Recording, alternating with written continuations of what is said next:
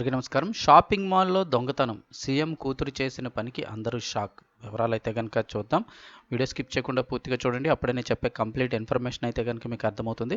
అలాగే ఇంకెవరైనా మన ఛానల్ సబ్స్క్రైబ్ చేసుకోకపోతే వెంటనే సబ్స్క్రైబ్ చేసుకోండి. ప్రభుత్వం నుంచి వచ్చే ముఖ్యమైన అప్డేట్స్ అన్నీ మిస్ అవ్వకుండా మీరు ముందుగా తెలుసుకోవాలి అనుకుంటే ఛానల్‌ని సబ్స్క్రైబ్ చేసుకొని ఫాలో అవుతుండండి. అలాగే వీడియోని లైక్ చేసినట్లయితే మరింత మందికి సమాచారం అయితే చేరుతుంది.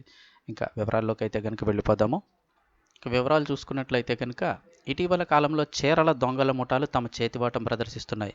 బృందంగా ఏర్పడిన మహిళలు పెద్ద పెద్ద షాపింగ్ మాల్స్లో దొంగతనాలకు పాల్పడుతున్నారు. ఖరీదైన చీరలను క్షణాల్లో మాయం చేస్తున్నారు. తాజాగా విజయవాడలో దొంగల ముఠా చీరల చోరీకి పాల్పడగా ఏపీ డిప్యూటీ సీఎం నారాయణస్వామి కూతురు కృపాలక్ష్మి చాలా తెలివిగా వారిని పట్టుకున్నారు. పోలీసులు తెలిపిన వివరాల ప్రకారం చూసుకున్నట్లయితే విజయవాడ బందర్ రోడ్లోని గోలీ హ్యాండ్లూమ్స్లో షాపింగ్ చేసేందుకు డిప్యూటీ సీఎం నారాయణస్వామి కూతురు కృపాలక్ష్మి వెళ్లారు. ఆమె చీరలు చూస్తుండగా కొందరు మహిళలు కూడా షాపింగ్కి వచ్చారు. చాలా హడావిడి చేస్తూ ఖరీదైన చీరలు చూపించాలని సేల్స్ మ్యాన్ కోరుతూ తమ చేతివాటం ప్రదర్శించారు. షాప్ సిబ్బంది కళ్ళు గప్పి ఖరీదైన చీరలు దొంగతనం చేసేందుకు ప్రయత్నించారు. ఇలా 5 చీరలను గుట్టుచప్పుడు కాకుండా దాచేశారు.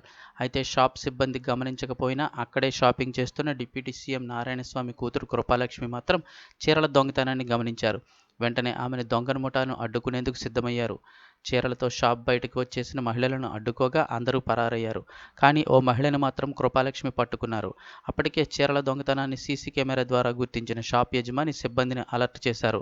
వారు బయటికి వెళ్లి చూడగా డిప్యూటీ సీఎం కూతురు ఓ మహిళను అడ్డుకోవడం గమనించారు. ఆ దొంగను షాపులోకి తీసుకువెళ్లి పోలీసులకు సమాచారం అందించారు. సదరు చీరల దొంగను అదుపులోకి తీసుకున్న పోలీసులు ఈ గ్యాంగ్ వివరాలను సేకరించారు. ఈ సమాచారంతో మిగిలిన మహిళలను కూడా పోలీసులు పట్టుకున్నారు.